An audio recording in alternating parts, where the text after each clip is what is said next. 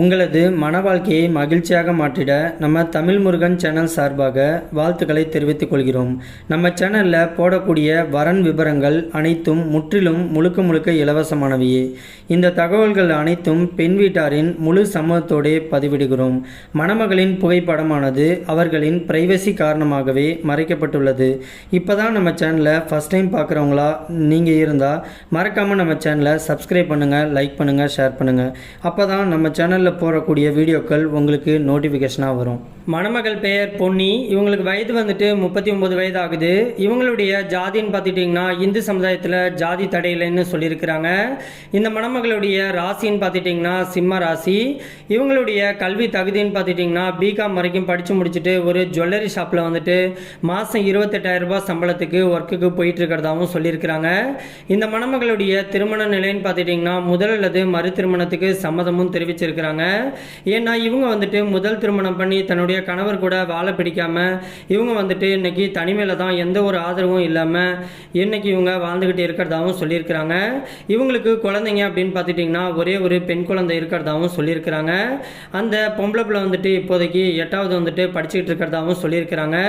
ஆனால் இப்போவே தன்னுடைய பொண்ணுக்காக இவங்க 20 சவரன் வந்துட்டு நகை சேர்த்து வச்சிருக்கிறதாவும் சொல்லியிருக்கிறாங்க. இவங்களுடைய வசதின்னு பார்த்துட்டிங்கன்னா சொந்த வீடு இருக்கிறதாவும் சொல்லியிருக்கிறாங்க. அது மட்டும் இல்லாமல் விவசாய நிலம் வந்துட்டு 2 ஏக்கர் வந்துட்டு தனக்கு சொந்தமான நிலம் இருக்கிறதாவும் சொல்லியிருக்கிறாங்க. இந்த மணமகள் வந்துட்டு வேலூர் பகுதியில் தான் வசிச்சுக்கிட்டு இருக்காங்க.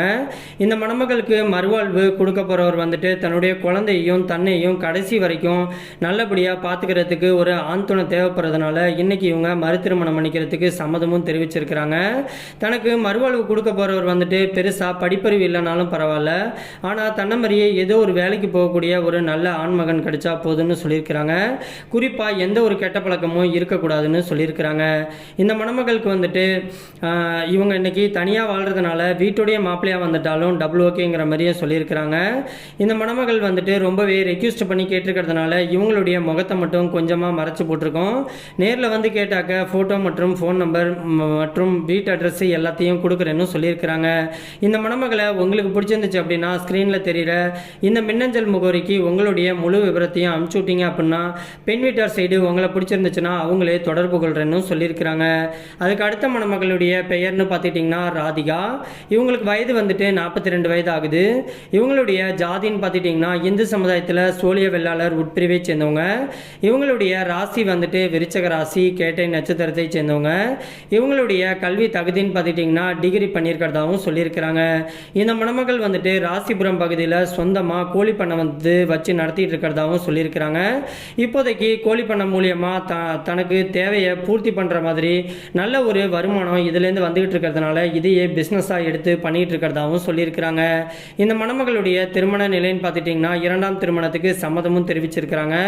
ஏன்னா இவங்க முதல் கணவரை வந்துட்டு இழந்துட்டு இவங்க 2வது கல்யாணம் பண்ணியிருக்கிறாங்க. அவங்களும் ஒரு கார் ஆக்சிடெண்ட்டில் வந்துட்டு இறந்துட்டதுனால இவங்களுக்கு 2ஆம் மனம் அப்படி இல்லைனாலும் 3வது மனத்துக்குனாச்சும் ஒரு நல்ல மணமகன் தேவை அப்படின்னு சொல்லியிருக்கிறாங்க. அப்படி இல்லைனாக்க இவங்க லிவிங் டுகெதர் ரிலேஷன்ஷிப்பில் பழகக்கூடிய மணமகனாக இருந்தாலும் பரவாயில்ல, ஆனால் தனக்கு கடைசி வரைக்கும் ஒரு ஆதரவாக ஒரு ஃப்ரெண்ட்லியாக இருக்கக்கூடிய ஒரு நல்ல மணமகன் தேவைன்னு கேட்டிருக்கிறாங்க. இந்த மணமகளுக்கு வந்துட்டு சொந்த வீடு இருக்கிறதாகவும் சொல்லியிருக்கிறாங்க.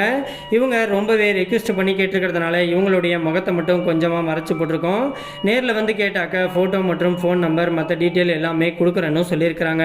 இந்த மணமகளை உங்களுக்கு பிடிச்சிருந்துச்சு அப்படின்னா ஸ்க்ரீனில் தெரிகிற இந்த மின்னஞ்சல் முகவரிக்கு உங்களுடைய முழு விபரத்தையும் அனுப்பிச்சு விட்டீங்க அப்படின்னா பெண் வீட்டார் சைடு உங்களை பிடிச்சிருந்துச்சுன்னா அவங்களே தொடர்பு கொள்றேன்னு சொல்லியிருக்கிறாங்க.